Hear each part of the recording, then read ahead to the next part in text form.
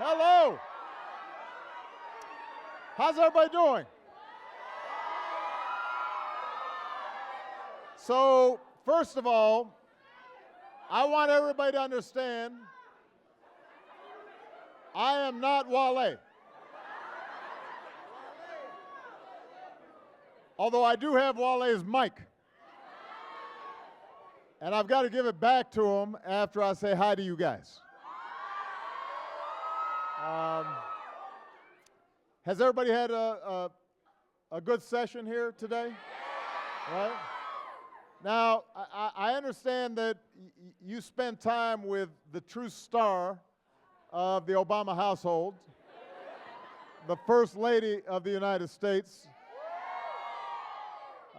But I was not going to let her have all the fun because I wanted to just come by. I've got a lot of stuff going on. I'm working this and I'm working that. But I did want to come by just to explain why I think this conference that got organized is so important. America succeeds only when every young person in America is able to dream big and has the tools to chase their dreams.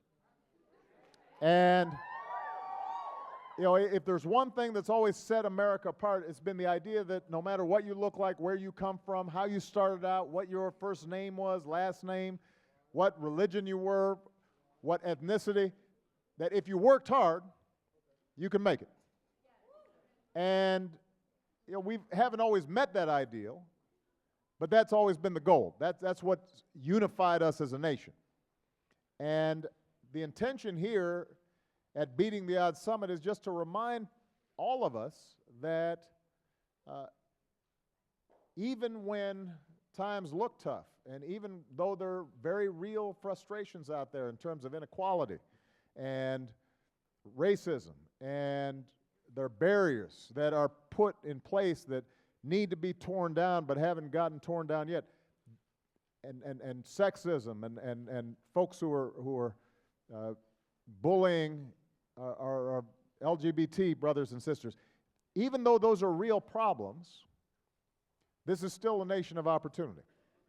And when we see young people like you, we want to make sure that you are mindful of these problems, that hopefully you will work together in a unified fashion to make even more progress, that you don't ignore these issues, but that you also have confidence that if you are willing to work hard, and if you are willing to dig deep, and if you're willing to make sacrifices, and if you're willing to embrace the values that are best in us, there's nothing that's going to stop you.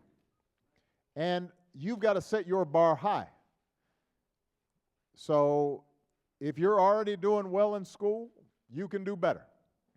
If you're already working in the community to make a difference, you can be even greater leader.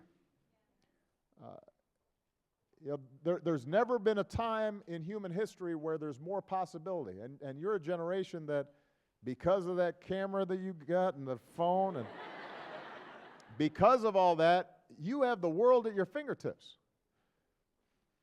in a way that 2 generations ago, 3 generations ago, people could not even imagine.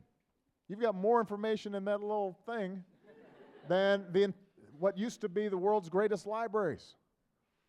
You have access to more, and more people have access to you. But you've got to use it. And so hopefully the entire concept here has been to show how people did beat the odds and to remind you that there's nothing holding you back except you. And you've got to be aggressive. Look, if a kid born in Hawaii named Barack Obama can end up being president of the United States, and a young girl born on the south side of Chicago can end up being the first lady, there's nothing you can't do. And hopefully this summit has given you some sense of the possibilities.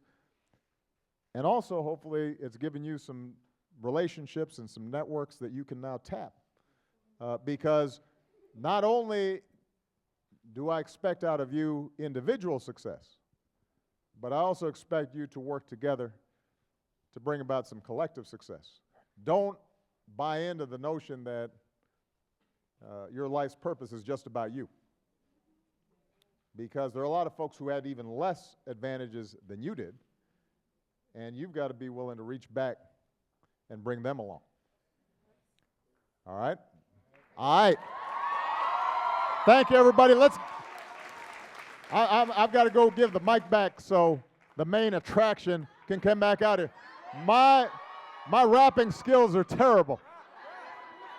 That's one thing I can't do is rap. I like rap, but I cannot rap. Although I have enough of a rap that I got Michelle to marry me, though. I'm just saying.